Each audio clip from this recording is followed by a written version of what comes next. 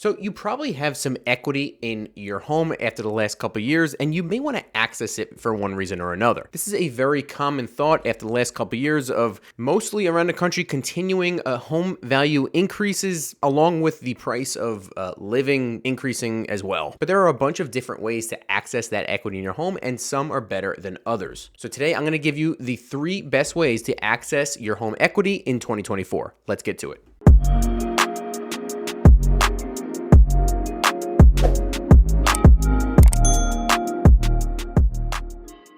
What is up, everybody? Welcome back to the channel. If you didn't already know, my name's Jay Costa, and I'm a real estate investor, builder, and agent here in Northern New Jersey. And if you get value out of this video, please smash that like button down below after watching. Make sure you watch and get value out of it. But if you do, smash that like button down below, and also consider subscribing because we're building a tight-knit community here of like-minded individuals looking to build wealth in real estate using your home equity, and more specifically, a certain tool. And one of those tools are one of the 3 main ways to access home equity that I'm going to share with you today, but I don't want to spoil it. Now, let's first go over what home equity is. Home equity is basically the difference between the market value of your home and what you owe on the property on your mortgage. So if your house is worth $1 million and you owe $600,000, there's $400,000 worth of equity. And there's many different ways to access that equity, but there's 3 main ones, 3 most popular ones, and we're going to go over that today. So if you want to access the equity in your home, before getting started, ask yourself this very simple question.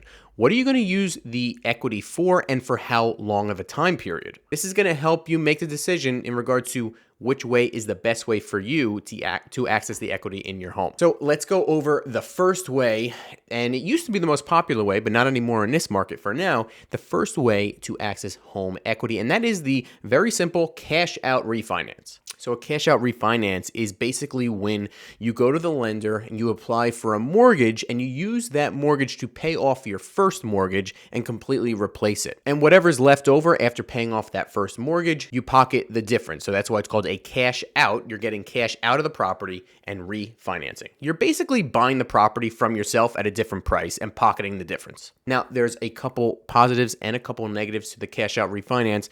The positive is that if there is cash to be taken out, that's tax-free money, which is very hard to come by and a big selling point of real estate and real estate investing in general. But the negative, though, at least in this market, is that you're replacing that first mortgage with a new mortgage. And what does that mean? You're losing that probably much lower interest rate on that first mortgage than you would be getting on the refinance. So that's why in this market with higher interest rates compared to only a couple years ago, it's not that common. But when when interest rates come back down, I could see cash out refinances getting extremely popular. Number 2 is a home equity loan. This is not to be confused with a home equity line of credit, which we're about to get to. But a home equity loan is fairly similar to a home equity line of credit, but it has a fixed payment schedule and a fixed interest rate. So if you're looking to grab the equity and use it on something long term, you're going to want to look at a home equity loan because it has a fixed interest rate and a fixed payment for a certain period of time. So if you want to use it on improvements of the home, if you want to use it to consolidate debt in some way, I would definitely recommend using a home equity loan as opposed to a home equity line of credit. Or if you want to use the equity of your home to go buy another home as a you could use that equity as a down payment on another property, like an investment property. A home equity loan is the way to go because, once again, fixed interest rate, fixed payment. This is opposed to the home equity line of credit, or the HELOC for short, which is the third and probably most popular and maybe my favorite way in order to access equity in your home. So a home equity line of credit is basically a revolving credit line similar to a credit card that's based on the equity that you have in the property. It has a 10-year draw period where you only have to pay interest-only payments, and then after that, it turns into a regular amortized loan where you're paying interest and principal for probably 15 or 20 years after that. And yes, like I said before, a HELOC has a variable interest rate, meaning the interest rate can and will change with the market depending on the Fed. Now, the positive to home equity lines of credit is that it gives you plenty of flexibility. And the reason for that is you only pay interest on the balance that you owe. This is opposed to the home equity loan as well as a cash out refinance where any money you're taking out, hypothetically, you're paying interest on right away, no matter what you're doing with the money. So if you take 100 grand out as a cash out refinance, you're borrowing that money at a different rate, right? So you're paying interest on that 100 grand. It could just be sitting in your bank account. You're still paying interest on it with the mortgage, the refinanced mortgage. With a home equity loan, it's fairly similar. Let's say you take 100 grand out with a home equity loan at whatever, 9%, 10%, you're paying 10% on that home equity loan. So it does have a fixed rate, but you're also paying interest on whatever you took out. Now the HELOC, on the other hand, let's say you have a $100,000 HELOC, but you only take out 20,000 of it and the rest of it is untouched. You're only paying interest on the 20,000 of it. So even though the HELOC does have that variable interest rate that's not fixed, it does give you some sort of uncertainty in regards to the future. It does give you a lot of flexibility in regards to using that money on investment situations. But because of that variable interest rate, it's important to only use the home equity line of credit on short-term investments and short-term situations. If it's anything longer than a year and a half or max 2 years, I would say, I would go with a home equity loan. And if you're watching this video and rates have come down a bit, you want to look into a cash out refinance. Do not take money out of a home equity line of credit if you're going to keep that balance for over 2 years. The risk is not worth the reward, in my opinion, and you could really be stuck because you're not going to know. It gives you, like, there's no certainty in regards to what the payment's going to be and what the interest is going to be 5 years down the line. You just don't know, and that uncertainty is way too risky to, put on the house that you and your family live in. So that brings me to my 4 main rules of using a HELOC to invest in real estate. Number 1 is it must be short term. Like I said, anything less than 2 years, use a HELOC.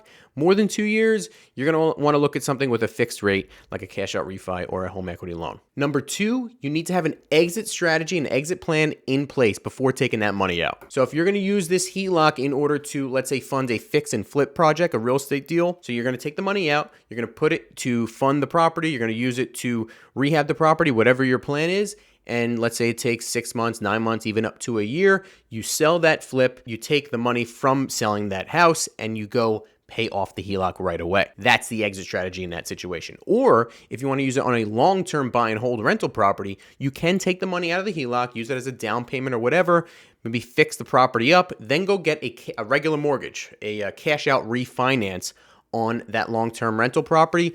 Once you get that cash back, pay off the HELOC. Don't take a HELOC out, put it as a down payment on a long-term property, long-term investment, and then just see where it takes you. That's going to lead you to financial ruin, I promise you. Number 3, never borrow money that you have no way to pay back in a worst case scenario. This basically is a long way of saying don't over leverage yourself. Now, some may disagree with me. If you disagree, drop a comment in the comment section down below. A lot of you say, hey, if I had the money, I wouldn't need the HELOC, right? That is true.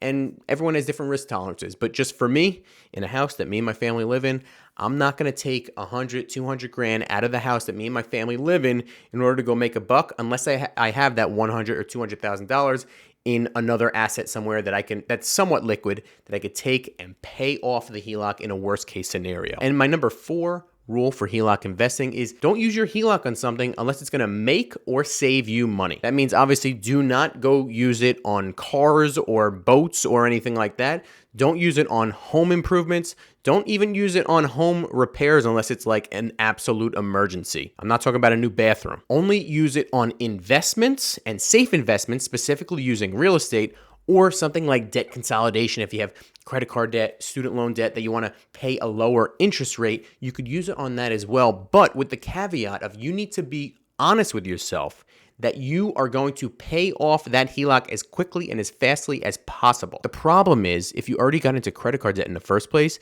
chances are once you take that money, you transfer that debt from the credit card into the HELOC, you're going to see that $0 balance on the credit card and feel the need to go spend again. A lot of people think that they accomplished something by transferring debt from a credit card to a HELOC. You didn't accomplish anything other than transferring debt from one place to another. You still have that debt. It's just at a lower interest rate.